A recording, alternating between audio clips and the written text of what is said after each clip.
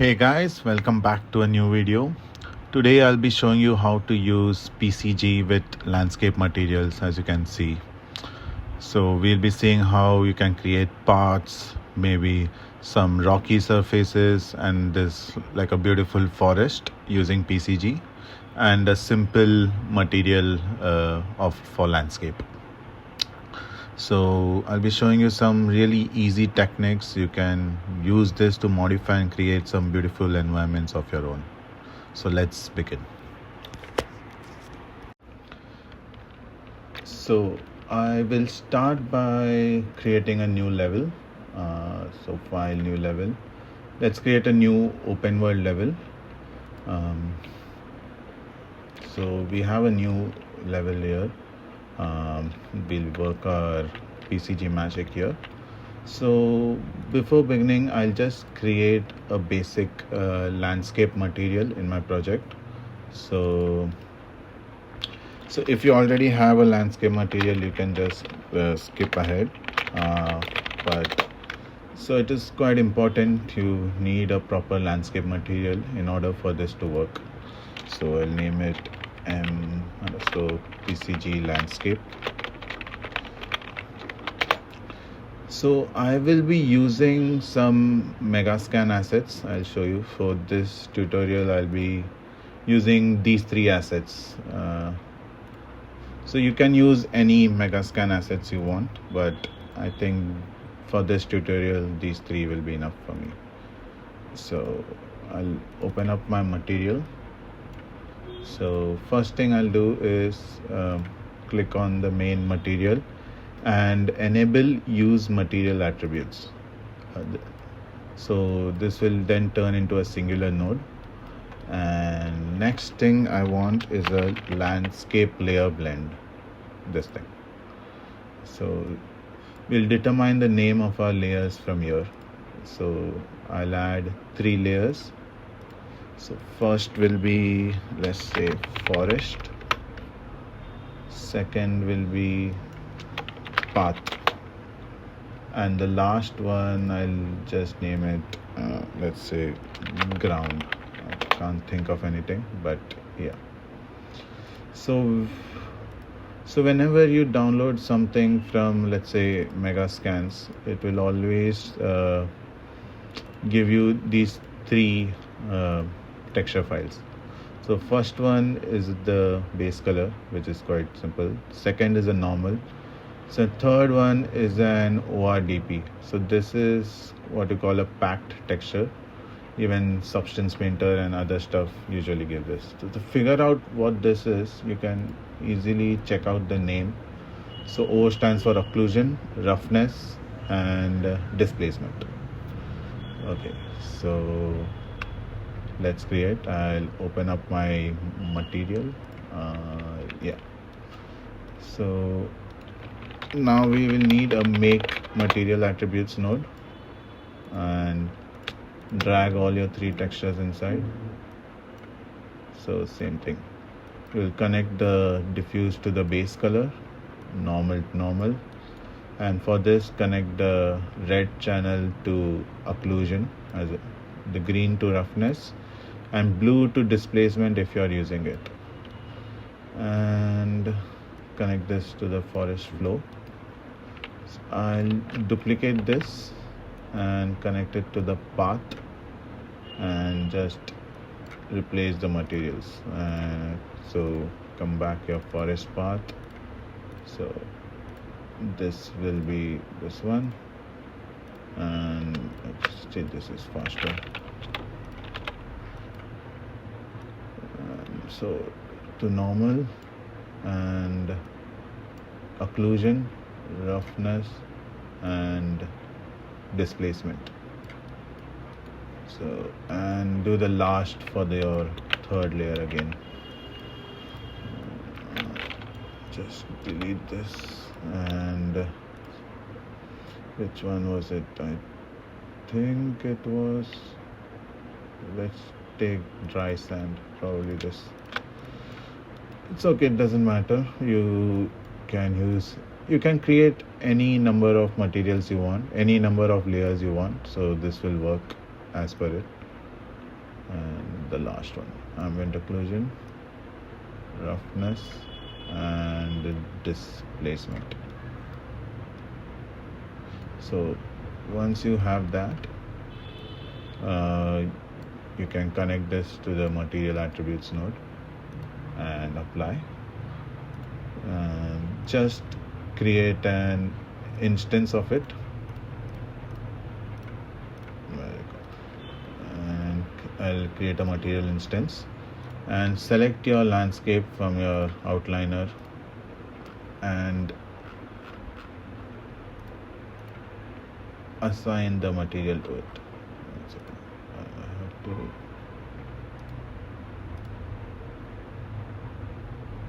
let's see, select your landscape, and so once you apply, it will give you this black because you need to still create the layer info. So for that, come into landscape mode, and inside your paint just select this plus sign and create a blended layer.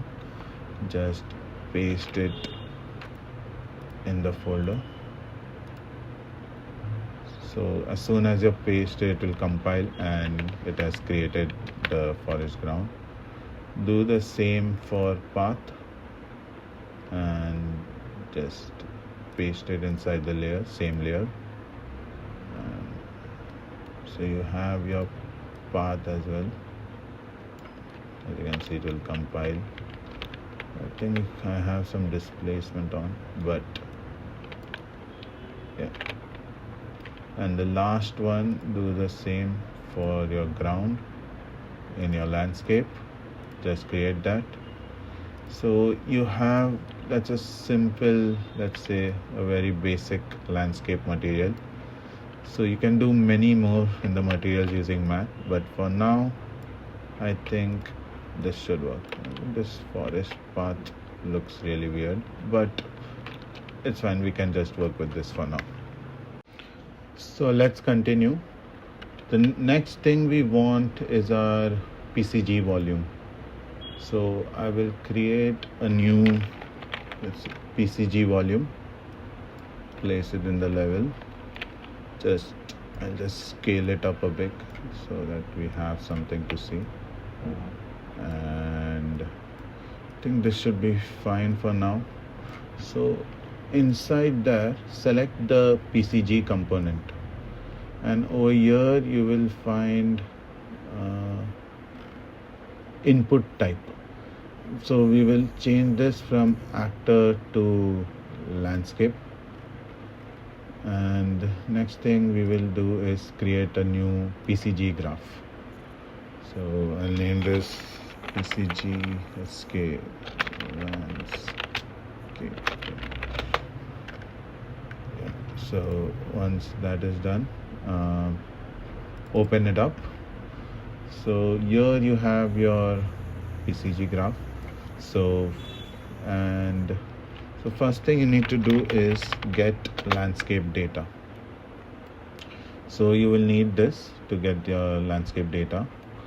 So next thing I will do is use a surface sampler node. So this will sample all the surfaces in your landscape. And so what I'll do is I'll assign this. It's already assigned. So if I, let's say, debug this, you will see, okay, you can't see anything yet. Yeah, so you will see it is just surfacing, but it is surfacing all the samples right now, which is not what we want. So moving further, so open it up. So next thing I want is an attribute filter from yes. So we need to filter out each landscape, each paint layer which we just created.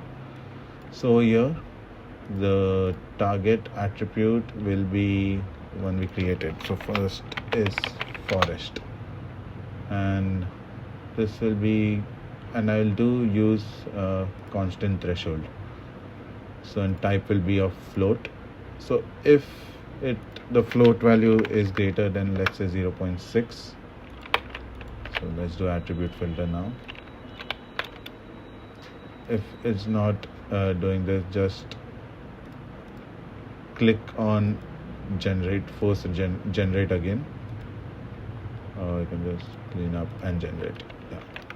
So after this, what you'll want, actually it's still showing that, that is because from the, you need to specify whether it's you need the inside filter or the outside filter.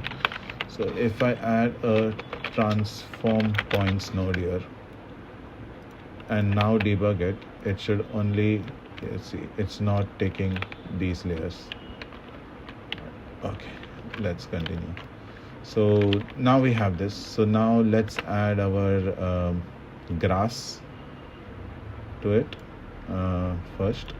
So I'll use a static mesh spawner and I'll add a mesh entry. So I'm using the same model which I showed in the last tutorial. If you haven't checked that out, do check that out as well. That's a more easier method to do, but this gives you way more control. So I'll add a static mesh, and now if we come into our scene, you see it has created these static mesh just where that forest floor is. It has skipped these areas, but still this is very less and it doesn't look like a dense forest. We need to change a few things to make it look better. So first thing I'll do is inside my transform points node, I'll change the scale min and max from 0.6 to 1. That is the first thing. Second thing is inside the surface sampler, what I'll do is I'll first decrease the point extents from 100 to 20 and increase the points per square meter to, let's say, so this I want abundant, so let's say 400 for now. Let's check how it looks. Yeah, that looks pretty nice. Yeah, but you can see these are still like shaped like next to each other. We don't want them to be so uniform. So let's add some offset to it. So I'll just minimize this. So let's say I'll add an offset of -5 and 20 in the X, and same in the Z. Let's say -10 and 25. Oh no, not in the Z, sorry, in the Y. So -10 and 25. So yeah, there you can see now they look more like they are growing in the wild. So yeah, so now let's add the next layers. So next what I want is also some trees in within the grasses, but not like too dense like the grass, some like minimal amount of trees. So again I'll open up my PCG graph. So one thing you can do is add another mesh entry and increase the weight of the grass and decrease that weight. That is one way. Another way is just duplicate this entire thing, and the surface sampler decrease the points per square meter from 400 to, let's say, I'll do 30 for now, and just choose this tree mesh. So I'll choose this one, and actually I'll add one more tree variant just so that it looks nice. Let's say I'll choose this tree. So now if you come inside your level, I'll save it. Oh my god. Oh my god. Okay. So we don't want these many trees.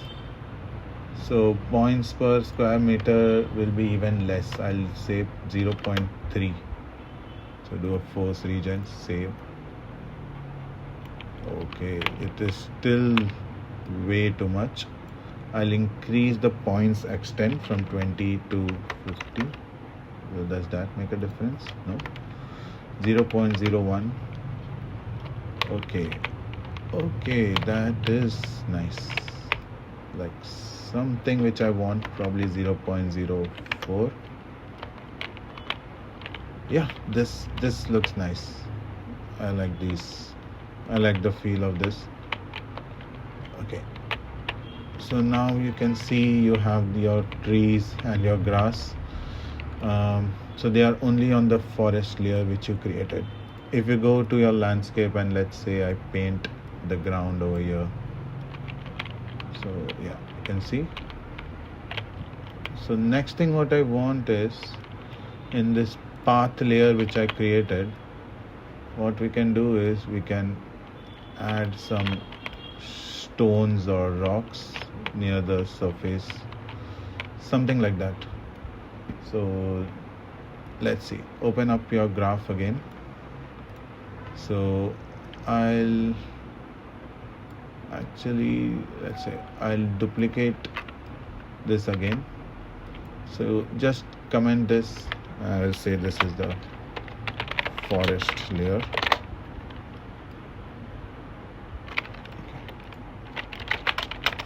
Forest layer. Okay. So for this is the path layer. In your attribute filter, from forest, change it to path. So I need some amount of grass, but not so much. So I'll make it like 10. Let's see how it looks. Okay, that is still too much. I think we need to play in the point figures only, 0.1. Okay, really few. I can change it to probably 0.3. Yeah, that looks nice. So the grass is done. So we also need to add some rocky, like stone type structures to it. The same thing, same process. Is a really easy method. Duplicate it, choose your static mesh. That's it. Duplicate, choose your static mesh. And for here, let me see if I have any rock in my content. So I have this. So I'll choose that and I'll increase the points per square meter to, let's say, 0.7. Oh no, that looks really bad. So few things, I'll just make it 0.4. Okay, still better. Let's, inside the transform points node, let's add some rotation as well. So minus 90, that's fine. Minus 90, 90. Okay, that doesn't work. So 90, that doesn't work either. 90. So I think just in your X and Z min, you can add some rotation values. Okay, minus 90 and 9. So, and also for the scale, I'll keep it even less, 0.6 and 0.8. Probably 0.3 and 0.8. Yeah, that looks much better. And inside your surface sampler node, do increase your points extend as well to 60, 60, 60. So it's just scattered around, not like. And last thing is, I think that should work well. So you can keep playing around with the values, see which one you like. I already do not like these stones, but I think it should work. Yeah. So you can just in your Z value keep minus 180 and 180. So you have these random rotations on your stone. You can even add a small amount of, very minimal amount of offset in your X, like 4, and minus 5, something like that. So it's just so you can keep playing with this. So now you have your beautiful forest. So if I paint the forest layer, so it will give these really nice bushes. If I paint the ground layer, you can add a beautiful path across your forest. And lastly, if you paint your path layer, so we did a reverse thing, but that's fine. This looks much better. So it will add these nice stones. Wow, so that's really nice. I think that's it for this tutorial. Hope you guys like it. Please subscribe, it helps a lot. I'm trying to reach 1,000 subscribers, trying to help the community here as well by sharing our knowledge. So goodbye and have a lovely year end.